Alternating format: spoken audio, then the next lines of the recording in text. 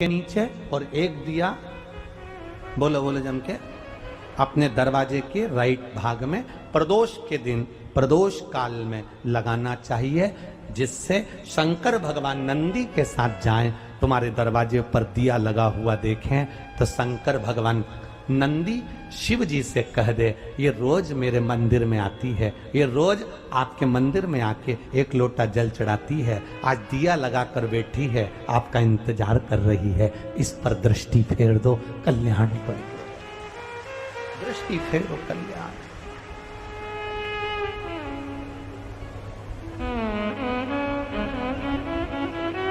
दिया लगाना मतलब प्रतीक्षा करना, दिया लगाना मतलब बाट जोना, दरवाजे पर दीप लगाना मतलब हम इंतजार कर रहे हैं बाबा का, हम बाबा का इंतजार। शिलाद ब्राह्मण शिलाद मुनि शिव को पुकार रहा। शंकर भगवान ने पत्नी नहीं है तो भी शिलाद मुनि को संतान दी है। अपने भीतर ये उतार कर रखना कि आप अगर एक लोटा जल महादेव को चढ़ा रहे हो, थोड़ा हो सकता है कि तुम्हारे दुख कटने में देरी लगे, पर बाबा जब दुख काटता है फिर वापस दुख आने नहीं देता, वो तुम्हें सुख की ओर ले जाए। अपने भरोसे को मत तोड़ना, अपने विश्वास को मत। एक पत्र आया देखिए, मनोज कुमार सिंह, ग्राम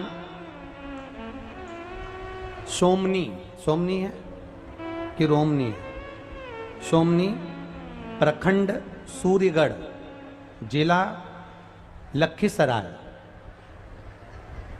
लखीसराय बिहार में ही है? आओ, कहीं बैठे हैं? कहीं बैठे हो तो हाथ हिलाइएगा। मनोज कुमार सिंह, ग्राम सोमनी, प्रखंड सूर्यगढ़, जिला लखीसराय से हैं। कहीं बैठे हो तो दोनों हाथ ऐसे हिला दो एक बार। अगर कहीं बैठे हो तो अपना हाथ हिला सकते हैं, ऐसा हाथ हिला देना। अगर कहीं बैठे हो तो दिख जाएंगे। गुरुदेव, मेरी शादी 1989 में हुई थी। सन बोलो एक बार वापिस। 1989, 90 के एक पहले 89 में, ठीक है। मेरी शादी 1989 में हुई थी।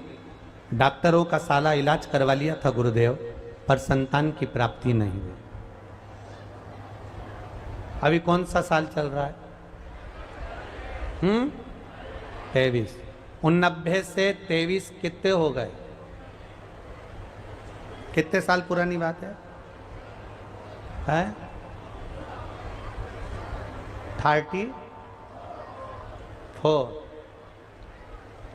मेरी शादी 89 में हुई थी। सारे डॉक्टरों का इलाज करवाया पर संतान की प्राप्ति नहीं हुई गुरुदेव।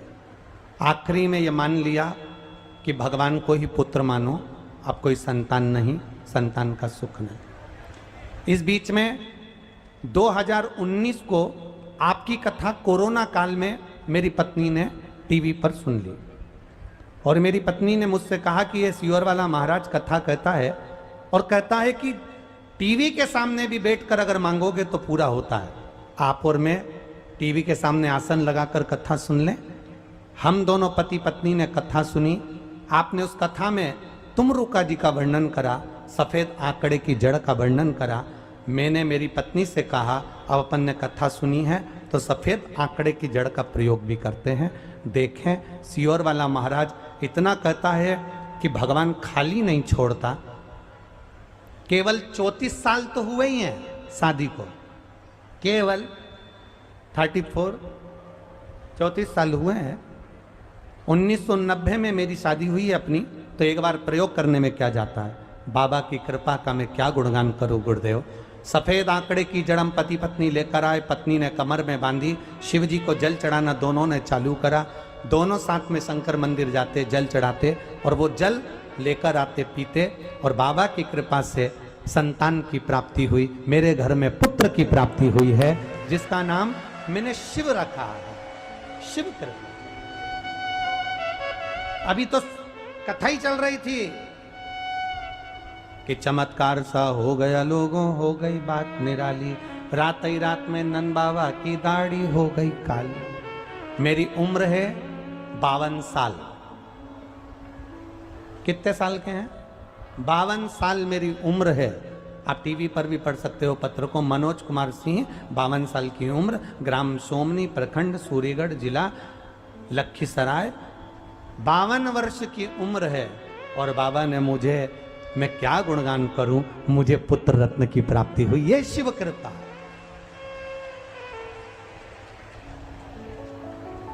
वो घड़ी है वो। लोग कहते हैं क्या 30 साल में शादी के बाद 30 साल शादी के हो जाए क्या संतान हो जाएगी? 35 साल शादी के हो जाए क्या संतान हो जाएगी? 22 साल शादी के हो गए, सारे डॉक्टरों को दिखा लिया, सबका इलाज करवा लिया, बस दिक्कत तुम्हारे साथ एक है, तुम डॉक्टर पर तो भरोसा करते हो पर मेरे कुबेर भंडारी पर भरोसा नहीं कर पाते। दिक्कत यहां,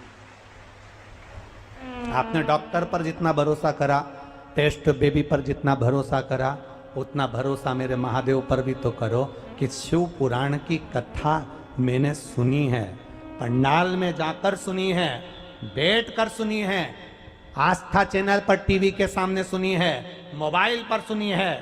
मेरा विश्वास कहता है कि मेरा बाबा मेरी झोली भरेगा। अगर विश्वास पक्का हो गया तो बाबा को देना ही पड़ेगा, ये निश्चित है। शिव महापुराण की कथा कहती है,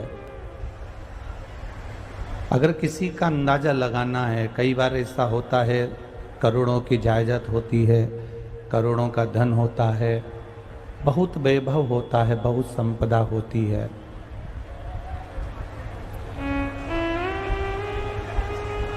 और वो वैभव, वो संपदा, वो घर, वो मकान जो 4 मंजिल का बना है, बंगला बना है, या बहुत अच्छा महल बना रखा है, और उसमें रहने वाले ही अगर ठीक ना हो तो वो मट्टी का महल किस काम का है, उसकी कीमत किस काम की है।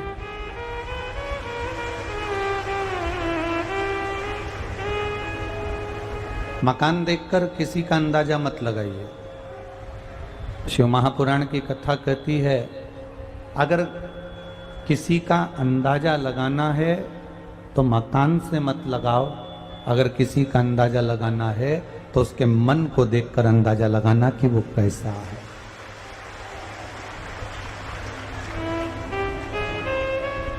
मकान से कभी अंदाजा नहीं लगता,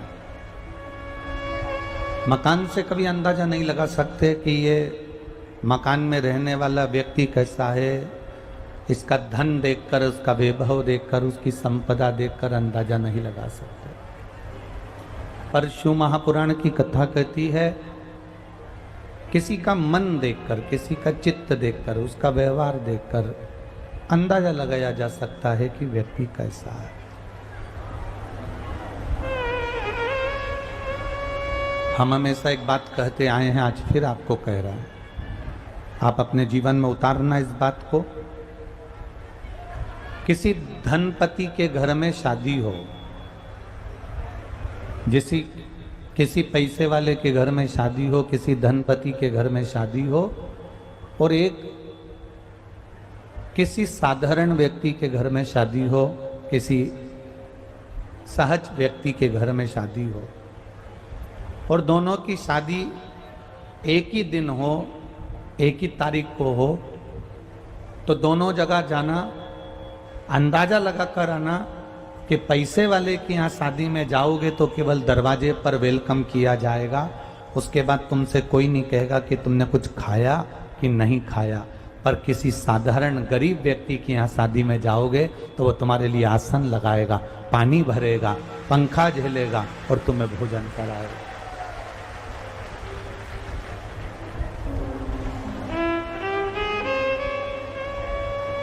एक साधारण व्यक्ति में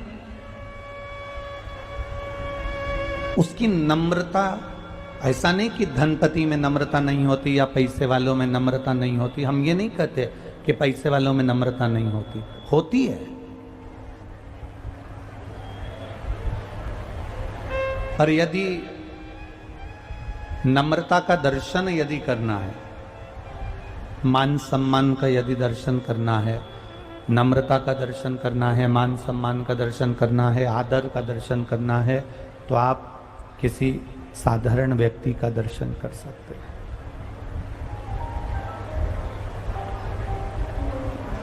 एक बात आपसे पूछेंगे, एक बात का अंदाजा आप लगाइएगा। राम जी के मंदिर में 56 भोग लगते हैं, भगवान कृष्ण के मंदिर में 56 भोग लगते हैं, भगवान विष्णु के मंदिर में 56 भोग लगते हैं, ब्रह्मा जी के मंदिर में 56 भोग लगते हैं, देवी जी के मंदिर में 56 भोग लगते हैं। पर कभी आपने सुना कि भोलेनाथ जी के मंदिर में 56 भोग लगा? जम के बोलो जरा, कभी सुना है आप लोगों ने कि भगवान शंकर के मंदिर में कहीं 56 भोग लगा, शिव जी के मंदिर में कहीं 56 भोग लगा?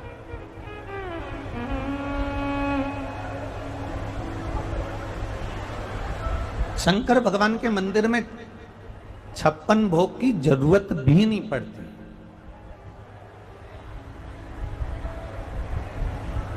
कारण क्या है? शिव जी के मंदिर में 56 भोग क्यों नहीं लगता? शंकर भगवान के मंदिर में दुनिया के लोग चाहे तो 56 भोग लगा दें, पर शंकर भगवान की कथा कहती है, शिव महापुराण की कथा कहती है कि मंदिर में भगवान के आगे 56 भोग लगे और मंदिर के बाहर कोई भूखा सो रहा हो तो मंदिर में भगवान को 56 भोग अच्छे लगेंगे क्या? जम के तो बोलो, अच्छे लगेंगे? नहीं लगेंगे।